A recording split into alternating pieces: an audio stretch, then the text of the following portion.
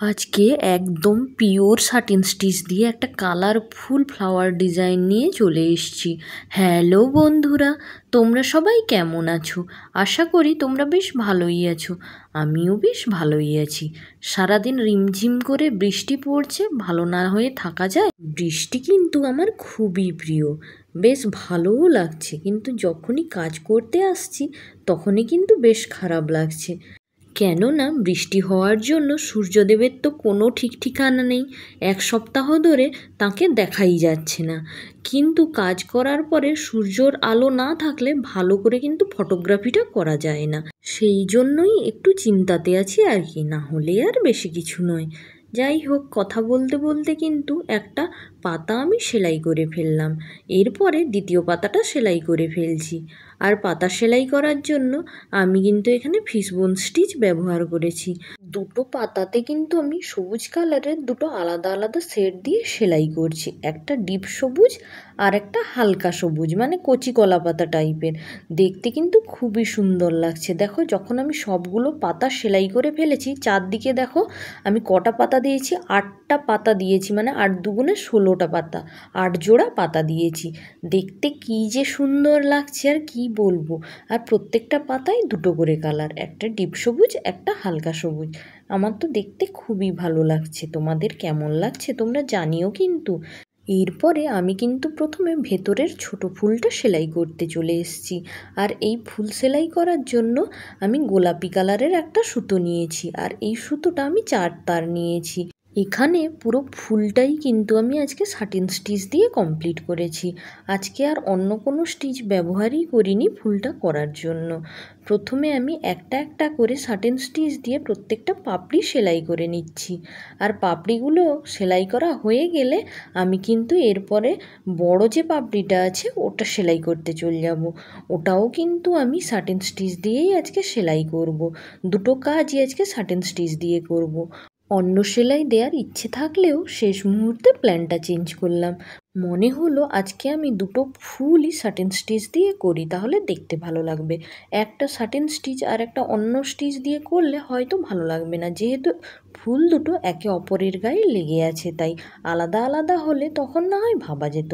যাই হোক, আমার কিন্তু গোলাপি সুতো দিয়ে প্রথম ফুলটা করা শেষ হয়ে গেল। এরপরে আমি কিন্তু গোলাপি ফুলের ওপরের দিকে যে বড় বড় পাপড়িগুলো আছে সেটা সেলাই করে নিচ্ছি।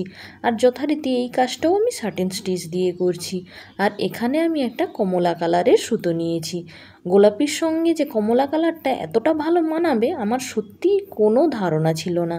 আমি তো ভেবে ভেবে ভেবে ভেবে এই কালারগুলো করলাম, কেননা আগের দিন আমি গোলাপি কালার দিয়ে একটা 3D ফ্লাওয়ার এমব্রয়ডারি করে তোমাদেরকে দেখিয়েছিলাম। কিন্তু এখন আবার সেই গোলাপি হলুদ করব, তাহলে তো বোর হয়ে যাবে তোমরা। কিন্তু তারপরে ভাবলাম আকাশের যা অবস্থা, রোদের তো কোনো দেখাই নেই। আমি যদি অন্য হালকা কালারের সুতো দিয়ে কাজ করি তাহলে সেই কাজটা তো আমি ভালো করে ফটোগ্রাফি করতেই পারবো না। আর কথাই বলে না, আগে দর্শনধারী তারপর গুণবিচারী। আমার যদি দেখতেই ভালো না হলো কাজটা, তাহলে তোমরা কি ভিডিওটা দেখবে? তোমরা তো প্রথম ছবিটাই দেখে বলবে, দূর ছবিটা তো অ্যাট্রাকটিভই নয়, কেন দেখবো ভিডিওটা।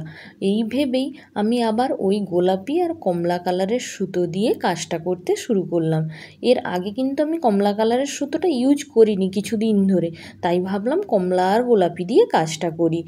অনেক ভেবে ভেবে এই একটা ডিজাইন বের করলাম, কেননা সব সময় যদি আমি 3D কাজ করি সেটাও তো দেখতে ভালো লাগবে না। আর এই কালারগুলো দিয়ে কাজ না করলে এই যে বাজে ওয়েদার, একটুও সূর্য মামার দেখা পাওয়া যাচ্ছে না, অন্য কালারের সুতো দিয়ে কাজ করলে সেটা তো বোঝাই যায় না। সূর্যের আলো না থাকলে হালকা কালারের সুতোগুলো কেমন যেন ম্যাড় ম্যাড় করে। আর দেখবে একটা রৌদ্রোজ্জ্বল দিনে তুমি যদি হালকা কালারের সুতো দিয়ে কাজ করে সেটা সূর্যের আলোতে ধরে ফটোগ্রাফি করো, এত সুন্দর ন্যাচারাল লুক আসে না, মনে হয় যেন সূর্যই প্রধান এডিটার, তোমাকে আর কোনো এডিটই করতে হবে না। এই জন্যই আমি হালকা কালারের সুতোগুলো দিয়ে বেশ কয়েকদিন হলো কাজই করতে পারছি না। মনে মনে ভীষণ অসন্তুষ্টও হচ্ছি। কত কত ডিজাইন আমি ভেবে রেখেছি, কিন্তু ওই যে ওয়েদার ভালো না থাকার জন্য করতেই পারছি না। দেখো, তোমাদের সাথে কথা বলতে বলতে আমি কিন্তু দুটো ফুলই কমপ্লিট করে ফেলেছি। এরপরে আমি মাঝখানের যে গোল অংশটা, ওতে কিন্তু প্রত্যেকবার আমি ফ্রেঞ্চ নট দিয়েই পরাগরেণুটা করি, কিন্তু এইবারে একটু অন্যরকম করার ইচ্ছে হলো। আর হাতের কাছে এই মিররটা ছিল, তাই মাঝখানে গ্লু দিয়ে মিররটা বসিয়ে দিলাম। তারপরে চারদিকে হ্যাশট্যাগের মতো করে সেলাই করে দিলাম। তারপরে এইভাবে বাটন হোল স্টিচ দিয়ে নিচ্ছি চারদিকে। দেখো কতটা সুন্দর লাগছে।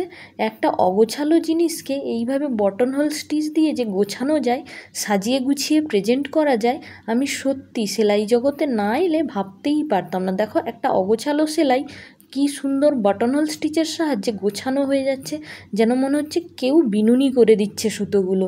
দেখতে যে কি অপূর্ব সুন্দর লাগছে। তোমাদেরও যদি আমার ভিডিওটা ভালো লাগে তাহলে লাইক কমেন্ট শেয়ার করে পাশে থেকো বন্ধুরা। আর তোমরা যারা সবসময় আমাকে সুন্দর সুন্দর কমেন্ট করো, তাদেরকে সত্যি আমার অন্তর থেকে অনেক অনেক ভালোবাসা। তোমরা সবসময় এভাবেই আমার পাশে থেকো বন্ধুরা। তোমরা এইভাবে পাশে থাকলে আমি আরও সাহস পাবো এগিয়ে যাওয়ার, আরও ভালো ভালো কাজ করব। ধন্যবাদ।